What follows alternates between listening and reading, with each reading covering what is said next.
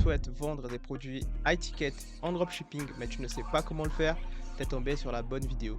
Dans cette vidéo, je vais t'expliquer comment vendre des produits high ticket en dropshipping. J'espère que tu es prêt, c'est parti. Avant de vous partager mon écran, je vais vous expliquer pourquoi vous allez vendre des produits high ticket au lieu des produits pas chers. Le premier point, c'est la concurrence. Les produits chers, il y a beaucoup moins de concurrence que si tu vends des produits pas chers. Parce que tout simplement, le petit dropshipper de 16 ans qui est dans sa chambre, il ne veut pas se faire chier à vendre des produits de 1000 euros, 2000 euros, 500 euros. Donc forcément, il va se diriger sur des niches auxquelles les produits sont pas très chers parce qu'il ne veut pas se faire chier.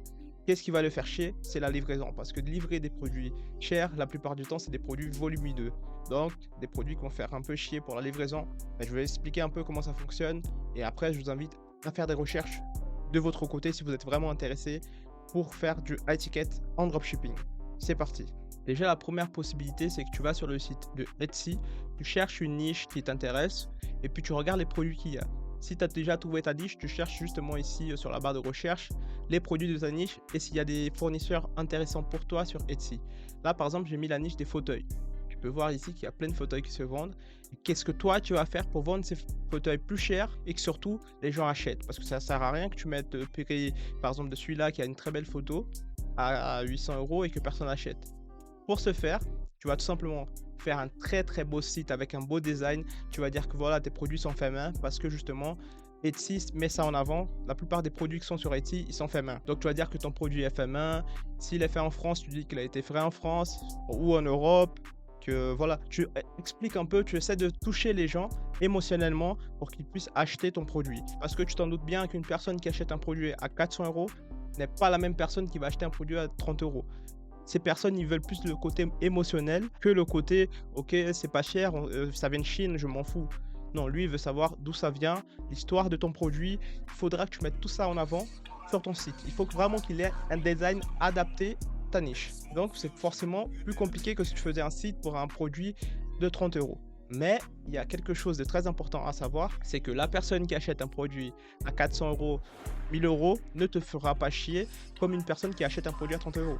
Parce que les personnes qui achètent un produit à 30 euros, c'est des personnes qui sont habituées à vraiment t'emmerder jusqu'à qu'ils reçoivent le produit, alors que eux, ils sont prêts à attendre parce qu'ils savent qu'un produit de qualité demande un bon temps d'expédition, qui demande une certaine façon de faire. Donc, il va comprendre si tu mets un peu plus de temps pour la livraison, si tu as eu un souci avec la livraison. Parce que aussi, s'il a de l'argent, il comprend tous ces soucis. Peut-être qu'il travaille aussi dans un milieu similaire et il comprend que toi, tu peux avoir des soucis dans la livraison ou quoi que ce soit pour que le produit arrive chez lui. Donc, je peux te rassurer que tu auras beaucoup moins de problèmes de SAV. Par contre, si tu vends un produit à 30 euros, 40 euros, tu vas faire des milliers de ventes, mais tu auras des milliers de soucis. Parce que justement, ce sera des milliers de personnes à gérer, alors que là, tu auras juste une cinquantaine de personnes à gérer dans le mois si tu fais beaucoup de ventes. Et si tu fais beaucoup de ventes, ce sera déjà énorme. Déjà, si tu fais 10 ventes d'un produit à 800 euros, on va dire que tu mets celui-là à 800 euros ou quelques, ça sera déjà très bien. Donc, pour ce faire, tu vas tout simplement contacter le vendeur par message, je le dis ok, j'ai un site en e-commerce, j'aime bien votre façon de travailler, j'aimerais savoir si on pourrait faire une collaboration ensemble. Je mettrai vos produits dans ma boutique et vous, en contrepartie, lorsque je fais une vente, vous envoyez directement le produit au client. Donc ça, c'est une possibilité de se faire. Essaie de voir sur Etsy s'il y a des produits intéressants à revendre. High ticket. La deuxième façon de se faire, tu peux faire la même chose, tu cherches des produits high ticket sur AliExpress. Bien sûr, c'est encore plus compliqué parce que ça vient de Chine. Etsy, la plupart du temps, c'est des produits européens. Et AliExpress, c'est vraiment Chine, full Chine. Donc, AliExpress, je te conseillerais plus de faire plus attention. Mais tu peux quand même contacter les vendeurs d'AliExpress. Ok, j'ai bien aimé le design de votre produit. Est-ce que vous faites du dropshipping? AliExpress, vous pouvez parler de dropshipping et tout parce qu'eux, ils s'en foutent. Eux, ils sont là pour faire du dropshipping. Mais par exemple, Etsy, c'est déjà plus vieille école, on va dire. Ils aiment pas trop le dropshipping, donc tu dis plus collaboration. AliExpress, tu t'en fous un peu.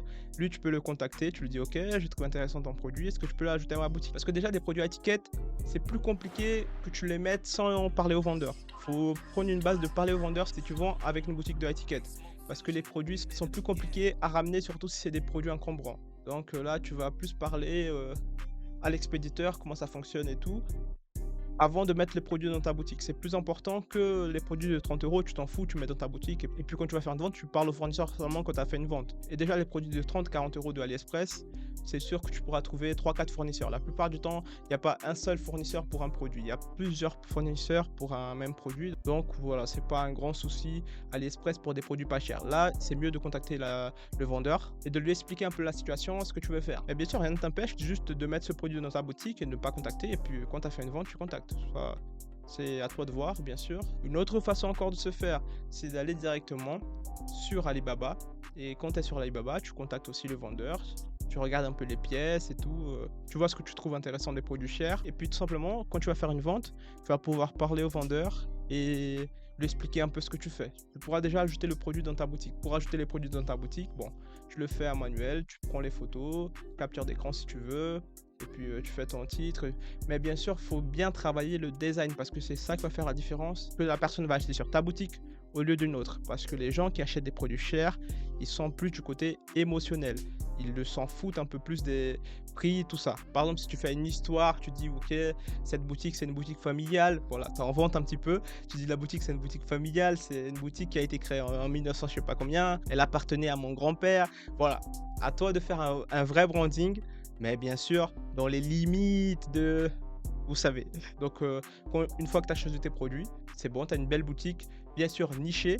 Si cette niche ne te plaît pas, ne t'inquiète pas, ces 3 sites, Alibaba, Etsy et AliExpress, il y a vraiment de tout. Par exemple, là, sur Alibaba, on peut trouver d'autres produits à étiquette. On peut voir un petit peu les machines industrielles, par exemple. C'est des bons produits à étiquette. Et il y aura toujours moins de concurrents parce que les gens, ils ont la flemme de faire ça. Et aussi, il faut savoir qu'il y a une complication encore en plus. Donc, il faut contacter les vendeurs, surtout sur Alibaba, parce que certains produits, il faudra des conteneurs. Donc, c'est autre chose encore. Mais bien sûr, si tu veux gagner de l'argent, tu dois être prêt à faire ce sacrifice de travailler un petit peu plus que les autres, d'avoir besoin de faire moins de ventes pour faire plus d'argent. Parce que l'objectif, je pense que de tous qui font du dropshipping, j'espère du moins, c'est de faire de l'argent. Et pour faire de l'argent, il faut accepter certaines difficultés de temps en temps. Si ça ne t'intéresse pas de faire des produits à étiquette parce que tu n'as pas envie de gérer des conteneurs, tu n'as pas envie de faire ci, tu n'as pas envie de faire ça, c'est à toi de voir. Mais bien sûr, il y a de la solution Etsy. Tu peux trouver des produits avec des fournisseurs européens que eux, ils ont déjà tout fait pour la livraison. Il te suffira tout simplement de faire le branding. Mais à toi de voir toujours en fonction de ce qui te plaît le plus et en fonction de ta niche qui t'intéresse le plus, si tu as trouvé une bonne niche, bien sûr. En tout cas, je te remercie d'avoir regardé la vidéo. Je vais te dire à une prochaine vidéo. Mais avant de partir, j'ai fait un plan d'action, celui qui m'a permis de passer des 0 à 10 000 euros. Le lien, il est dans la description de la vidéo et dans les commentaires. Je vais te dire à une prochaine. Salut!